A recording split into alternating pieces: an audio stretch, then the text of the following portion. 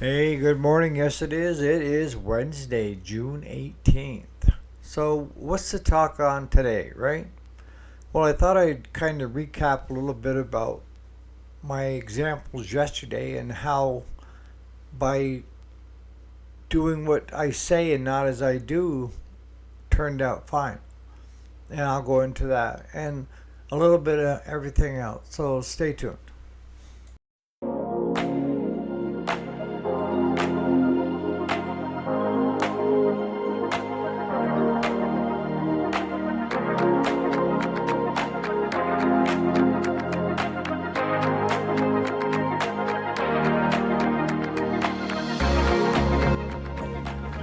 Alrighty, welcome back to the channel. My name is Eric, if you didn't know it. And yes, this is a weekday, Monday through Friday.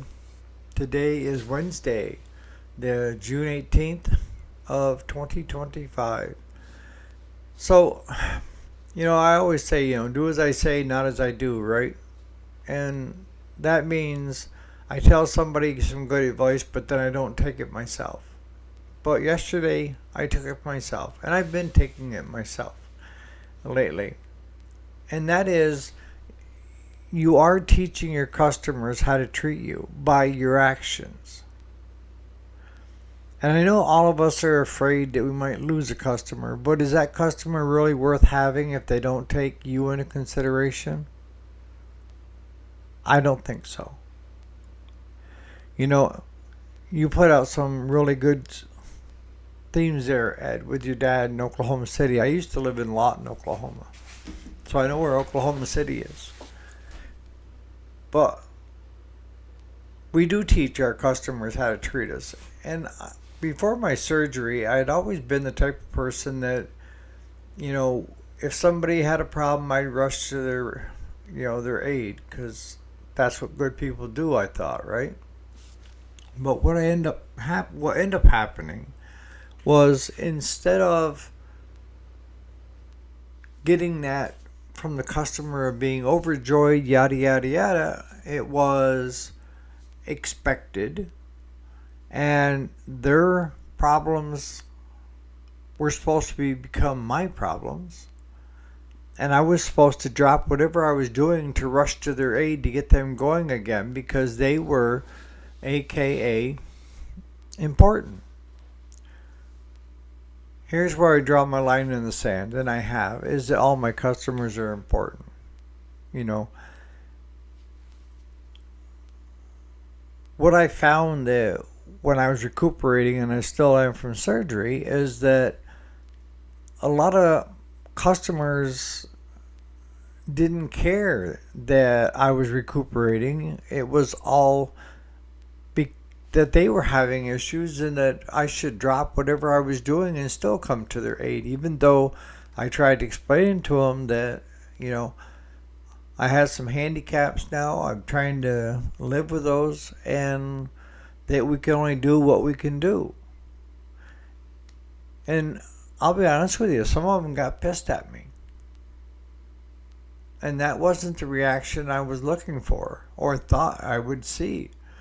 I thought the reaction I would get would be, I'm glad you made it through it. Take your time and we'll figure this out somehow. But that wasn't what I got from the ones that I had taken really good care of over the years. It showed me that I was only as good as my last job. I've said that before here on the channel. And you're only as good as the last job that goes out. So if you're putting out poor quality work, you're going to get a reputation for it, right? And if you put out one bad product, one issue, it's going to get out there, right? That you missed it. And it's okay to miss stuff once in a while, but you can't make it a habit. But with these customers, I was only as good as jumping high and running to their aid or rescue or however you want to do it. And this didn't stop them from calling me on weekends, texting me on weekends, on holidays. that their boat broke down and they needed it running and everybody was depending on it. And I found myself a lot of times, like on the 4th of July, out working on somebody's piece of equipment because they needed it to have fun. You have to teach your customers how to treat you. If they're treating you that way, it's because you've allowed it to be that way, is what I was trying to get across yesterday. And now I've kind of... See, I take a lot of the conversations that you and I have on this channel are from real worldly advice, things that actually take place. I just don't take things out of the crack of my ass and come up with them. No, this is real world experiences and advice. And if you haven't come across it, you will. Just hang tight. Enjoy the ride, right? But no, I taught my customers, certain ones, that they were special. And all customers want to feel they're special, right? But to a certain point. You run a repair shop, you need customers to run a repair shop. You need to treat customers with respect, and dignity and all the other good things that go with it. But it should be reciprocal as well. Your customer needs to understand that you're not going to drop everything if they're having a problem.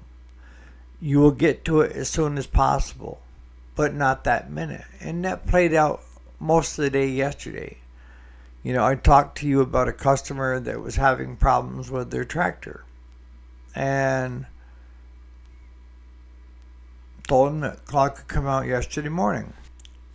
But the response back I got was kind of a pissy, snarky, don't worry, I already ordered the parts I needed, I'm going to put them in myself, and yada yada. And I said, I'm sorry that you didn't feel like you got the best service from us, but it is what it is. And we didn't have anything to do with the issues that you're having now. We corrected the other issues you were having of a no-start tractor, a non-charging tractor, and we just give it the brief once over. And the carburetor was leaking like a sieve, and it was a Chinese carburetor. But I had offered the day before saying I could send Claude out yesterday morning early to help him because he was trying to get his machine going. And he flatly turned us down. So I figured that would be the end of it. Done deal. Then I get another text from him. Can Claude give me a call? For some reason, I'm getting a dead short. So I called the customer, put Claude on the phone, said, you deal with it.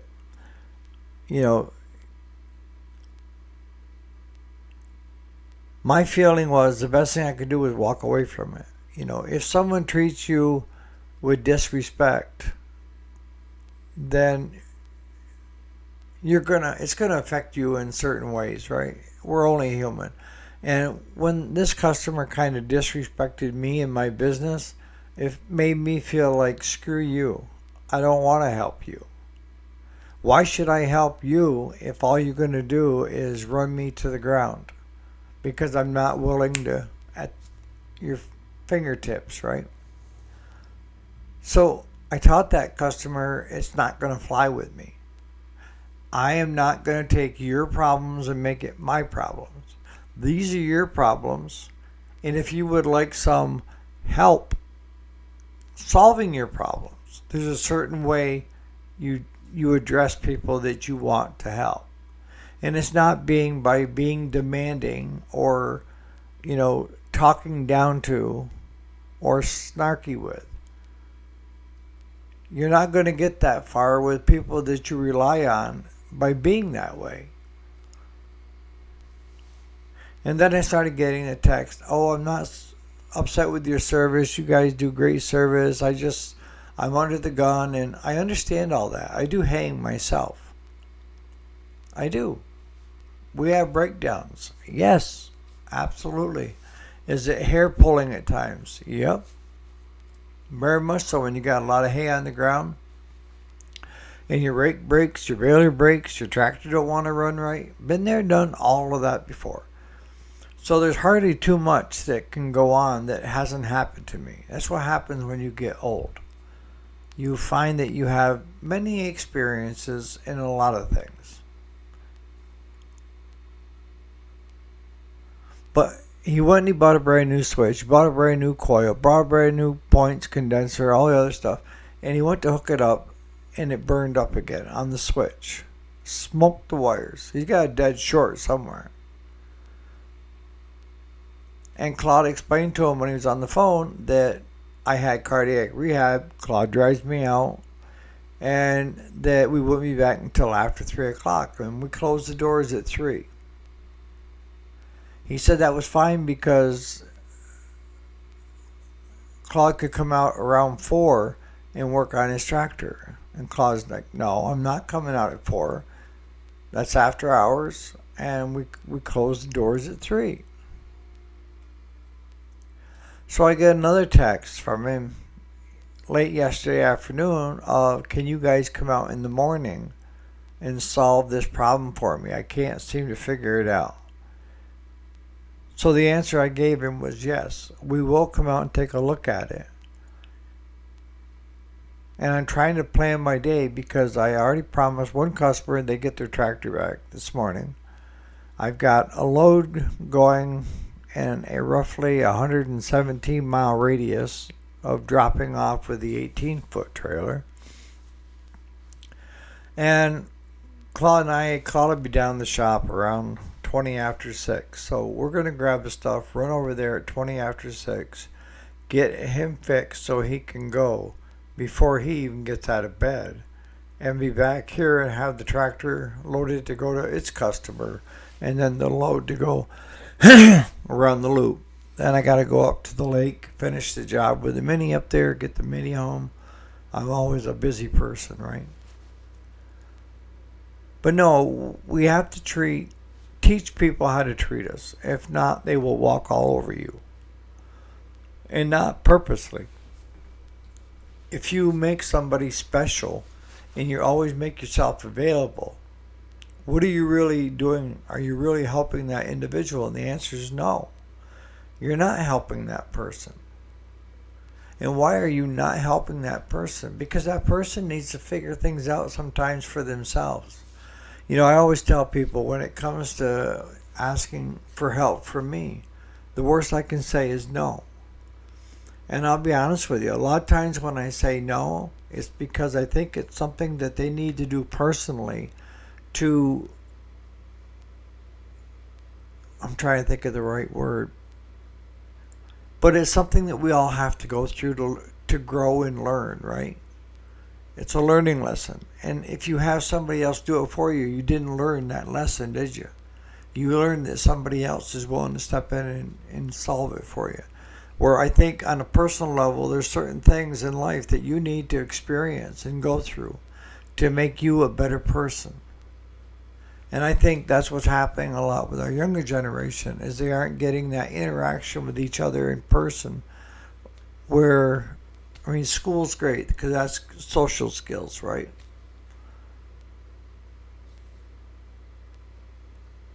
So when I say no, there's two reasons I say no. One, either I'm flat out and I don't have any time, or two, I think it's something that you need to learn on your own, that it's a personal achievement. Because once you've gone through it and survived it, you're better for it. That's the best way I can put it. So in the comments, how do you go about teaching other people how to treat you? Do you find yourself trying to solve problems for everybody? Or do you lay the law down in so many words of, I will get to you when I have time? That's the honest answer. All my customers are special. Not just one or two or three or four, you know.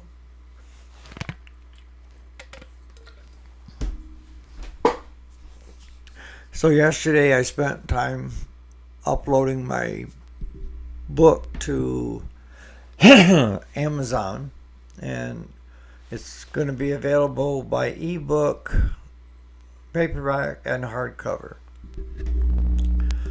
They said that allow them 72 hours to review it to see if they could see any issues. The AI system that they have in place found no issues, so it's just, I think they get a set of eyes on it just to make sure before they allow it to go to publish, which is perfectly fine with me. It is what it is, and hopefully I've got it in the correct categories. If not, they will. But that's another one of my firsts, of since getting out of the hospital that I've done that I wanted to get accomplished. You can look at my first or my bucket list, however you want to do it. But I'm like a 5-year-old kid in a 62-year-old body, and it sucks. I have so much stuff that I want to do and learn, right? And, I was asked Monday, am I still having issues, from the bypass? And the short answer is yes. I've come to, when people ask me how I'm doing, there's the usual response of, I'm doing great. And then the truth is, I'm trying to do the best I can with what I have. And I think that kind of defines everybody, right? You guys, you're doing the best you can with what you have. And that's normal, right? I have some handicaps, yes. I still have cognitive issues. And a few people have told me that over time that they could lift, that it could be part of the anesthesia, whatever, But I'm more inclined to believe that it's part of the 7 minutes that I lacked oxygen. For the 3 remaining brain cells that I had, I think I only got 2 left now. But yeah, I have good and bad days, like everybody else. And yesterday was cardiac rehab. And one of the things that I made a pact with myself, when I was in the hospital, is the nurses would come in and say, how you doing, Eric? And I would always say, I'm doing good. And they would just give me that stare. And that stare was, we can smell bullshit. And I had one nurse that she went to pretend like she was fluffing my pillows. And she purposely put her elbow on my chest. And I winced and I went, ouch, real quick. And she said, you need to be honest with us about your pain level and what's going on, any symptoms that are developing, anything that we should be aware of. Because if you don't, then the thing is, we want you comfortable. We want you to have a good stay and to get out as quickly as possible, as healthy as possible. But if you're in pain constantly, then we're not doing our job.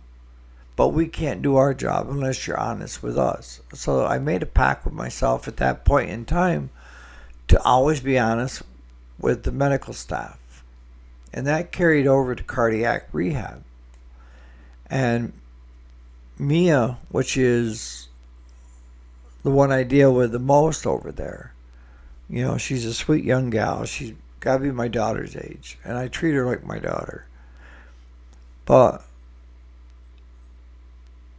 because she asks me every Tuesday, how was your week? Did you have any pain anywhere?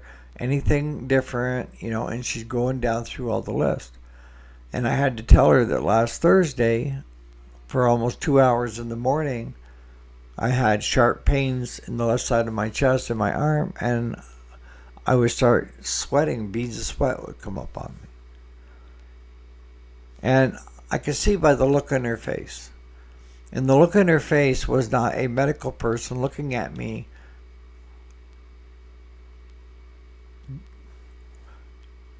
listening to what I was saying to help figure out things. It was that look that you get from a friend or a family member that's concerned. And with her, see, the problem is what I find is that when most people get to know me, they tend to like me. And I feel that's a mental health issue that this should be getting addressed. But I told her, like I did my daughter, I'm fine. And she decided, since 3 of her patients canceled out that day and it was just me, that she would force me to watch videos for the whole exercising program on the heart and how the heart works and the bypass and everything else and the signs to look for. But her concern was that I may have had a heart attack Thursday. And she said that she's had patients have something like that and not live. Or have another one and not live. And she was making a note of it in the medical records that my cardiologist sees, everybody in the team sees. And then out of pure love, at the end of the session, she had me sign a waiver saying that she wasn't responsible if I dropped dead this week.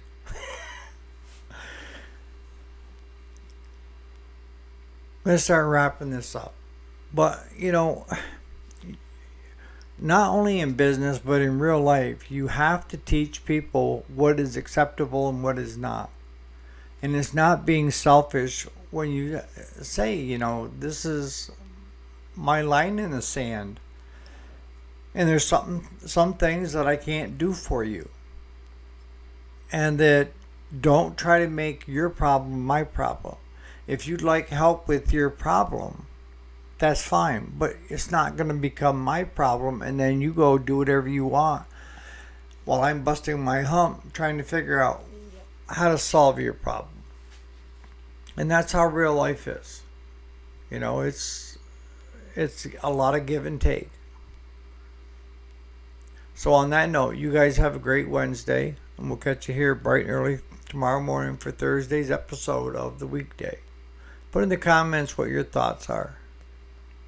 And you guys have a great day.